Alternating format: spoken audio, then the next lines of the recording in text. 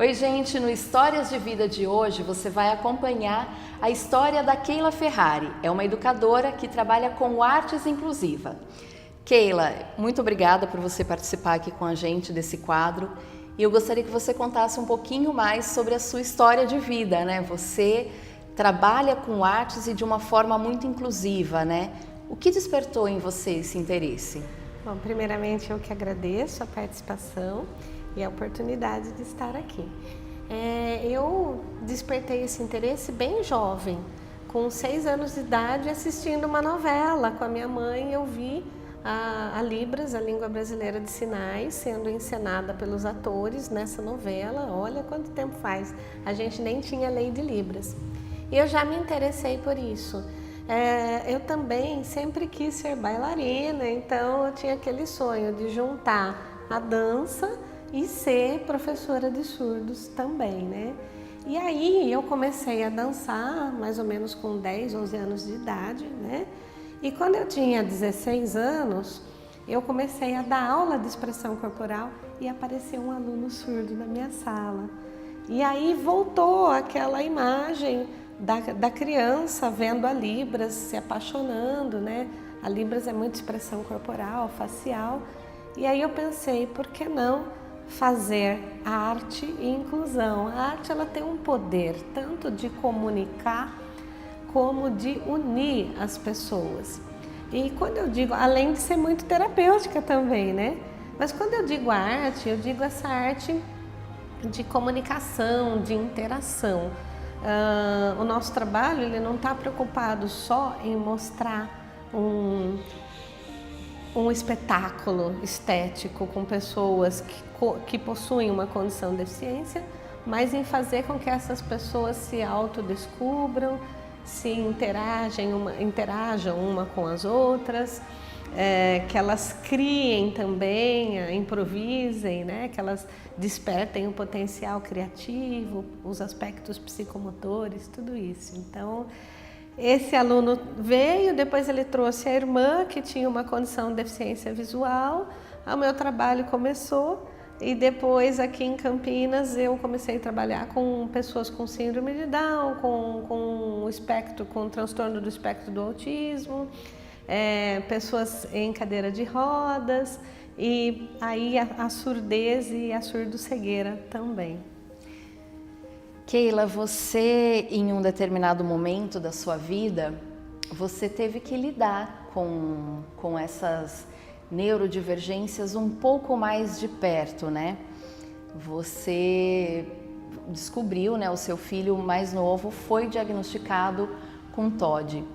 Como é que foi essa experiência? Porque assim, quando as mães atípicas comentam, né, elas falam que é sempre um processo muito longo até ter o diagnóstico definitivo.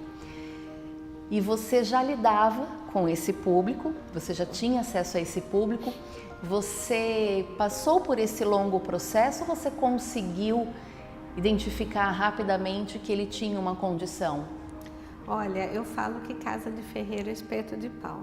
Como professora, é de um jeito.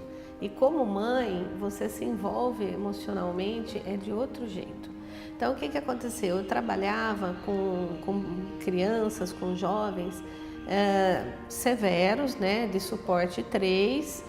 Então, o meu filho, caçula, quando ele nasceu, fazia contato visual, se comunicava muito bem, não tinha nenhuma estereotipia. Então, não tinha problema nenhum, né? E ele também não tinha hiperatividade. Então, quando ele começou a manifestar o que a gente chama de birras excessivas, né, o comportamento desafiador, que é a principal característica do TOD, né, do transtorno opositor desafiador, a princípio, mesmo eu estando na área, eu nunca tinha trabalhado com TOD, né? E aí eu comecei a achar que era a minha culpa, eu que estava trabalhando demais, porque as mães tendem a se culpar também, né? Então eu que estava trabalhando demais, o que estava acontecendo? Depois eu tive o câncer, então é porque eu tive o câncer e isso afetou Depois o meu filho mais velho foi morar no Canadá, então a gente estava sempre achando que era alguma questão de dinâmica familiar, né? Até que a coisa começou a se tornar muito grave, a ponto dele não conseguir se relacionar bem com as crianças, nem do condomínio, nem da escola. As escolas nada preparadas para lidar com TOD também. Então as professoras, em vez de ajudar e ter as estratégias pedagógicas corretas, elas pioravam a condição. Então sofria a família, sofria meu filho, sofria o professor, sofria todo mundo.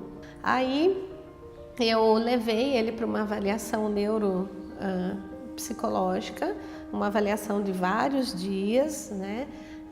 Não é uma avaliação barata, não é fácil de conseguir, mas tem que ser feita com um profissional adequado, né? Com um profissional bom. E aí veio o diagnóstico, e por incrível que pareça, o diagnóstico de TOD com TDA, porque ele não tinha hiperatividade. Então essa era uma coisa que ele tinha só a desatenção, né? E essa impulsividade do TOD, né? O comportamento desafiante a todas as figuras de autoridade, as mudanças bruscas de humor, o comportamento mais vingativo que algumas crianças e jovens têm, né? Aí o diagnóstico foi libertador, porque daí nós encontramos a escola certa, já mostramos o diagnóstico, né? Já começamos a fazer terapia, então já começou a fazer terapia com a psicóloga comportamental, cognitiva comportamental, e aí eu fui começando a estudar mais esse transtorno, até por conta do que eu vivi, né? E aí eu falei, não, eu vou escrever um livro infantil paradidático que faça com que as próprias crianças reconheçam o amiguinho com TOD e traga algumas estratégias para lidar, né? Para ela não ver o amigo como mal, né? E também para que as professoras e os pais percebam o transtorno, porque se eu, que sou educadora, na ocasião, na época, hoje ele está com 17 anos, né? Mas na época ele era pequenininho, né? Foi difícil, imagina para quem não tem nenhum conhecimento, né? A sorte é que hoje a gente tem muito material na internet, muitas pessoas discutindo TOD, falando sobre o TOD, mas na época que eu passei por isso, se falava quase nada. Keila, e dentro da sua história de vida, você passou por momentos assim desafiadores, né? Porque você estava ali no caminho, né? Na busca de tentar entender o que acontecia com o seu filho, né?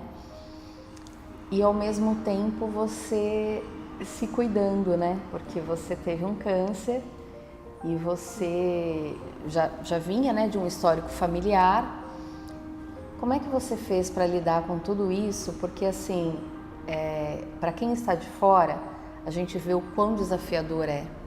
Não é fácil, né? A gente enxergar em nós uma doença, principalmente a gente sendo mulher, né? Tem toda essa questão do feminino.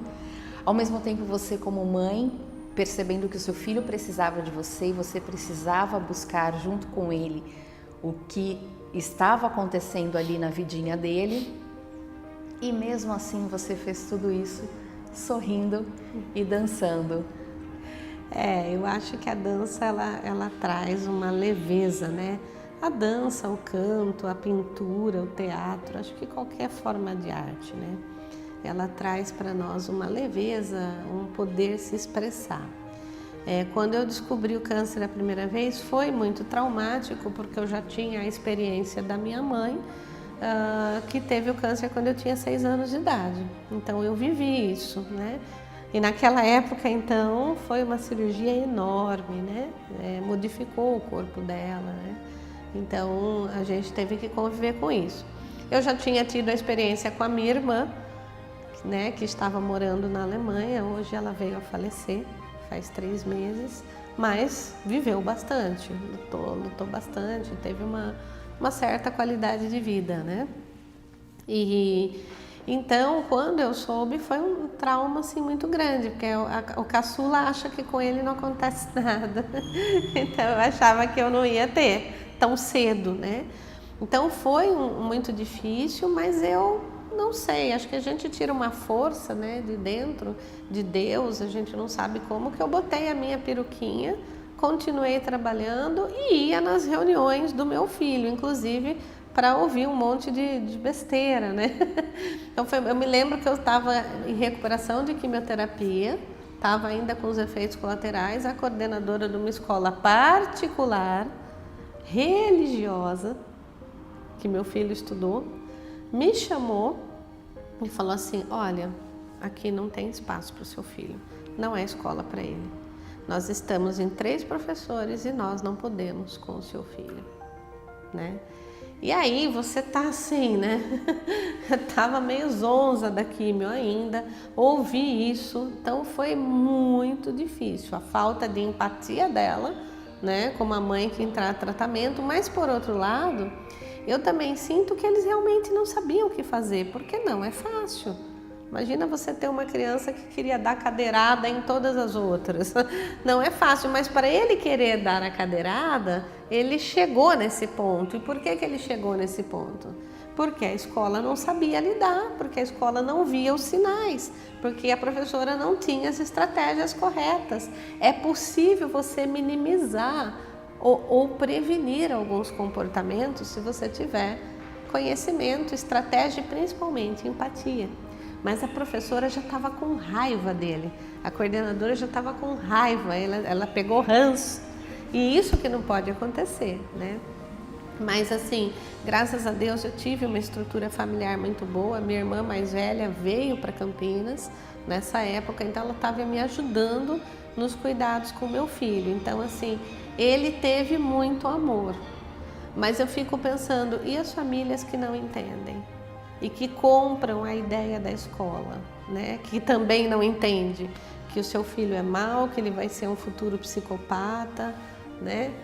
Como que fica isso? Como que fica a vida dessa criança? Então, a gente precisa cuidar dos nossos neurodivergentes, a gente precisa informar a sociedade, né? E eu sempre bato na tecla, cuidar do professor também. Eu acho que o amor cura tudo. Eu acredito que uma sociedade sem amor, por que a gente está aqui? A gente está aqui para evoluir, para aprender a amar, e não é só amar os seus. Eu acho que é amar o próximo, né? Porque nós todos viemos da mesma fonte, pelo menos eu acredito nisso, né? Nós não somos diferentes de ninguém, a gente está aqui numa identidade de papéis, né? O papel da professora, o papel da mãe, mas de verdade, eu acho que a gente precisa de amor.